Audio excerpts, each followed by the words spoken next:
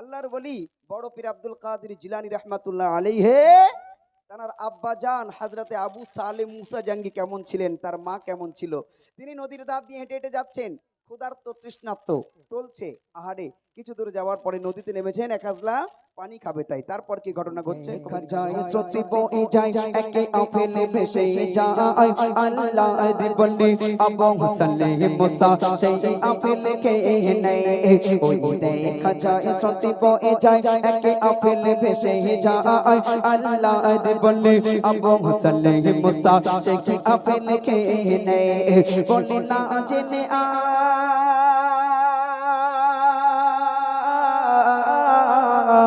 বলে না জেনে আজ ফল খেয়েছি কাঙ্গারি বাগানে। বলে না জেনে আজ ফল খেয়েছি কাঙ্গারি বাগানে। আল্লাহর বলে আবু সালেম মুসা যাই তাগার সন্ধানে। ওই দেখা যায় স্রোতে বয়ে যায় একে আপেল ভেসে যায় আল্লাহর বলে আবু সালেম মুসা সেই আপেল খেয়ে নেয়। বলে না জেনে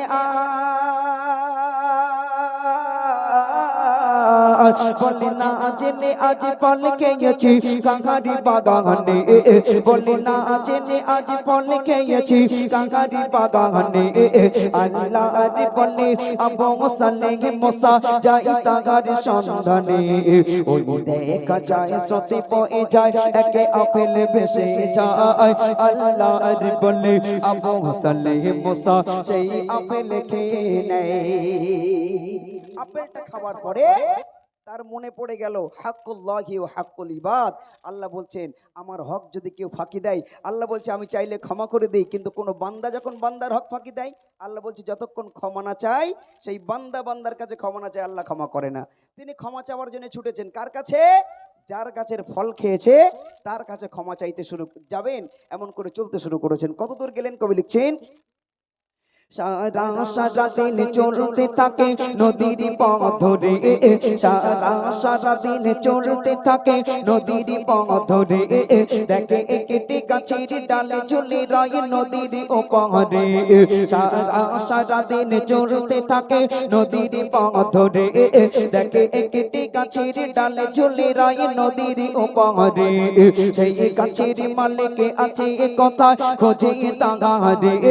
সেই গাছের মালিক আছে কথা খোঁজে তাগারে। সেই চাইতে ক্ষমা গেল তখন সেই মালিকের দ্বারে। সেই চাইতে ক্ষমা গেল তখন সেই মালিকের দ্বারে। বলে বিনা হুকুমে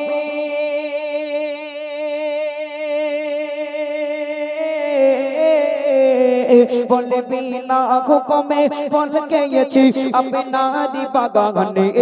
বলে বিনা হুকুমে ফল খেয়েছি আপনার বাগানে। আজ 2 দিন হলো আছি খেতায় আপনার ইন্তজারে।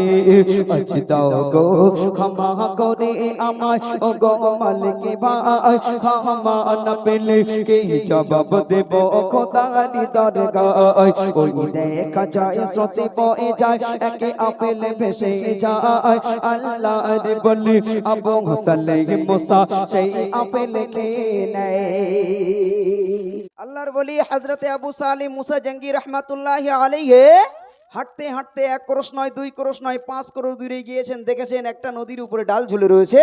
যেমন আপেল তিনি খেয়েছিলেন সেই একই রকম আপেল ঝুলছে। বাগানের ভিতরে প্রবেশ করলেন, বাগানের মালিককে ডেকে বললেন হে বাগানের মালিক, আমি আপনার গাছের ফল খেয়েছি আপনাকে না বলে, আপনি আমাকে ক্ষমা করে দেন। বাগান মালিক বলে কি সর্বনাশ, কত ছেলে পেড়ে খেয়ে নেয় আর পড়ে পেয়ে খেয়েছে, 5 ক্রোশ দূরে কোনো সাক্ষী নাই, আর এখানে ক্ষমা চাইতে এসেছে। এ ছেলে তো যাই তাই ছেলে না, এ নিশ্চয়ই আল্লাহর ওলি হবে। তবে কেমন ওলি একটু বাজিয়ে দেখা যাক। তখন বাগান মালিক কি বলছে শুনুন।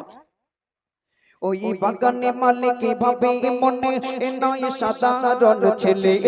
ওই বাগানে মালিক ভাবে মনে নয় সাধারণ ছেলে। ইনি এক আল্লাহর বলে তাই তো ক্ষমা চাইতে এলো ফিরে। ওই বাগানে মালিক ভাবে মনে নয় সাধারণ ছেলে। ইনি এক আল্লাহর বলে তাই তো ক্ষমা চাইতে এলো ফিরে।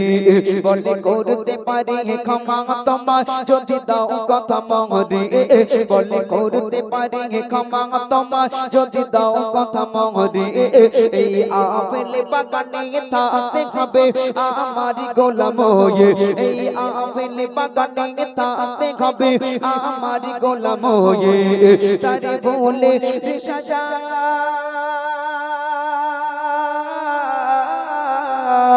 তারে ভুলে সাজা মনে করে রাজি হয়ে যায় আপেল বাগানের গোলাম হয়ে জীবন কাটায় ওই আপেল বাগানের গোলাম হয়ে জীবন কাটায় ওই দেখা যায় স্রোতে বয়ে যায় একে আপেল ভেসে যায় আল্লাহর বলে আবু সালেহ মুসা সেই আপেল খেয়ে নেয় ওই দেখা যায় স্রোতে বয়ে যায় একে আপেল ভেসে যায় আল্লাহর বলে আবু সালেহ মুসা সেই আপেল খেয়ে নেয়।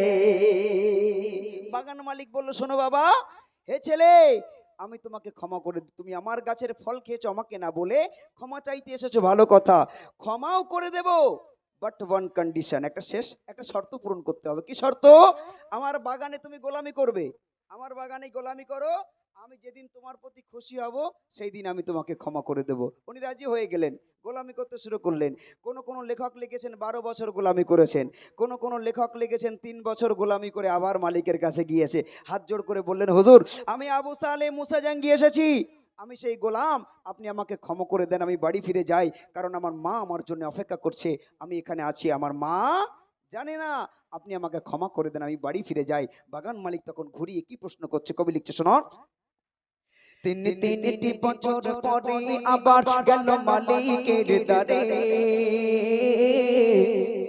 তিনটি বছর পরে আবার গেল মালিকের দ্বারে বলে দাও গো ক্ষমা করে আমার যাব ঘর ফিরে তিনটি বছর পরে আবার গেল মালিকের দ্বারে বলে দাও গো ক্ষমা করে আমার যাব ঘর ফিরে এবারে মালিক বলে ক্ষমা করে দেব তোমারে এবারে মালিক বলে ক্ষমা করে দেব তোমারে আমার মেয়েকে তোমায় বাবা করতে হবে বিয়ে আমার মেয়েকে তোমায় বাবা করতে হবে বিয়ে সে মেয়ে কানা ঘোড়া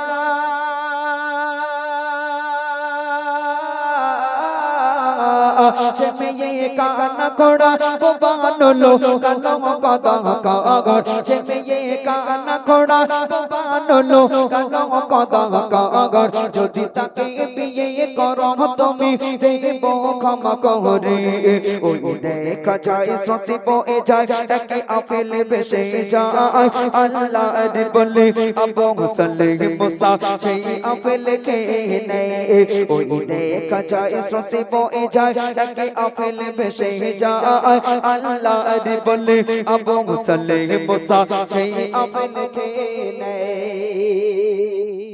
ক্ষমা করে দেব, বাট লাস্ট কন্ডিশন, একটা শেষ শর্ত যে তোমার পূরণ করতে হবে। বাবা, আমার একটা মেয়ে আছে, যে মেয়েটা কানা খোড়া বোবা নুলো কুৎসিত কালো কদাকার, তাকে তোমার যে বিয়ে করতে হবে বাবা। উনি এক বাক্যে মাথাটা নিচু করে ভাবলেন, তাই তো, আজ আমি যদি বিয়ে না করি ইনি আমায় ক্ষমা করবে না, আর ক্ষমা যদি না করে কিয়ামতের দিন হাসরের ময়দানে একটা দিন হবে 50,000 বছরের দিন, সেই দিন আমি আসামির কাঠগড়ায় দাঁড়িয়ে থাকবো কেমন করে? তার থেকে বরং ওই 50,000 বছরের থেকে এই 60-70 বছরের জীবন অনেকটা ছোট, ওর থেকে কানা মেয়ে বিয়ে করে ক্ষমাটা চেয়ে নি। আহারে, আল্লাহর বলি তো এমনি এমনি হওয়া যায় না। উনি সঙ্গে সঙ্গে রাজি হয়ে গেলেন এবং ওনার মেয়েকে বিয়ে করতে রাজি হয়ে গেলেন। যেই কথা সেই কাজ, বিয়ে হয়ে গেল। এবার কি হবে? এবার হবে সুন্নতি রাত, বাসর রাত, একজন আরেকজনকে দেখবে। আহারে, উনি যখন ঘরের দরজায় দাঁড়িয়েছেন, শ্বশুর মশাই দেখিয়ে দিল, এই ঘরে আমার মেয়ে আছে, যাও, তোমার জন্য অপেক্ষা করছে। উনি দরজায় দাঁড়ালেন, জানে আমার বউ কালা, শুনতে পাই না, বোবা, বলতে পারে না, তারপরেও দরজায় দাঁড়িয়ে টোকা দিলেন, দিয়ে বলেন আসসালামু আলাইকা ইয়া আহলাল বাইত। জানি উত্তর আসবে না, কারণ বউ তো বলতেই পারে না, শুনতে পাই না। ওনার সালাম দিতে যতটুকু দেরি, উত্তর আসতে দেরি নেই। এমন করে নারী কণ্ঠের আওয়াজ ভেসে এলো, ওয়া আলাইকুমুস সালাম ওয়া রাহমাতুল্লাহ। একবার জোরে বলুন সুবহানাল্লাহ। উনি এবার একটু কেঁপে উঠলেন, কি সর্বনাশ, রং নম্বরে আসিনি তো? এটাই আমার বউ তো, কারণ আমার শ্বশুর মশাই যা বললে তো মেলে না। আরে উনি ঘরের ভিতর প্রবেশ করলেন, জিজ্ঞাসা করলেন, ও my wife, O my wife, ও মেরে পত্নী, আই ক্যান সি। আমি কি তোমাকে একবার দেখতে পারি? মেয়েটা খাট থেকে নামলেন, গুটি গুটি পায়ে হযরতে আবু সালেহ মুসা জাহাঙ্গীর সামনে দাঁড়ালেন, পায়ে হাত দিয়ে কদম মুছে করে বললেন, ওগো স্বামী, আপনি তো আমার সেই স্বামী। আল্লাহ বলেছেন, আল্লাহর পরে যদি কারোর সেজদা করার কথা আল্লাহ বলতেন, স্ত্রীদেরকে বলতেন তোমরা তোমাদের স্বামীদের পায়ে সেজদা করো। আপনি তো আমার সেই স্বামী, আপনার কাছে আমার জান, আমার মাল, আমার ইজ্জত, আমার আবরু সব কিছু কোরবান, নিশ্চয়ই আপনি আমাকে দেখতে পারেন। বলে যেই না নিজের ঘোমটা নিজে নিজে তুলেছে, হযরতে আবু সালেহ মুসা জাহাঙ্গীর নিজের বউয়ের মুখ দেখে বিরাট জোরে দৌড়চ্ছে। শ্বশুর মশাই দরওয়ান হয়ে দাঁড়িয়ে ছিল, জানে আগুন ধরবে, আর দৌড়িয়ে চলে যায়। শ্বশুর মশাই হাতটা ধরে বলে, আবু সালেহ যাও কোথায়? বলে, হুজুর আমার বউ কোথায়? বলে, কেন বাবা, ঘরের ভিতরে যাকে দেখে এলি সেটা কি তোমার বউ নয়? বলে, কেমন করে হয়? আপনি যে বলেছেন আপনার মেয়ে কানা, আপনার মেয়ে খোড়া, আপনার মেয়ে বোবা, আপনার মেয়ে নুলু, আপনার মেয়ে কুৎসিত কালো কদাকার, কিন্তু বিশ্বাস করুন ঘরের ভিতরে যাকে দেখে আসলাম এ মেয়ে কানাও নয়, খোড়াও নয়, বোবাও নয়, কুৎসিত কালো কদাকার নয়, পূর্ণিমার চাঁদের চেয়েও সুন্দর, পরীর মতো আপ্সারা এক যুবতী নারী। একটু জোরে বলুন সুবহানাল্লাহ। আবু সালেহ শ্বশুর মশাই বলে, ছেলে, ওটাই আমার মেয়ে, ওটাই তোমার বউ, আর এই বিরাট আপেল বাগানের মালিকানা আমার মেয়ে। যাও, আজ থেকে তোমার হাতে তুলে দিলাম, আমার মেয়ে কানা খোড়া বোবা নয়। হে ছেলে, আমার মেয়ের উপযুক্ত পাত্র হলে তুমি তোমার হাতে তুলে দিলাম। একবার জোরে বলুন সুবহানাল্লাহ। তাই কবি শেষ কথায় লিখছেন, আল্লাহর ভয়ে ভীত হয়ে রাজি হয়ে জাগায় কানা খোড়া বহুবা মেয়েকে বিয়ে করে নেয়। আল্লাহর ভয়ে ভীত হয়ে রাজি হয়ে জাগায় কানা খোড়া বহুবা মেয়েকে বিয়ে করে নেয়। বাসর ঘরে বউকে দেখে সেই ঘর ছেড়ে পালাগায়। বাসর ঘরে বউকে দেখে সেই ঘর ছেড়ে পালাগায়। বলে, এত অপরাধ সুন্দরী নারী আমার বউ তো নয়। বলে, এত অপরাধ সুন্দরী নারী আমার বউ তো নয়। বলে, সাইফুদ্দিন আমিনে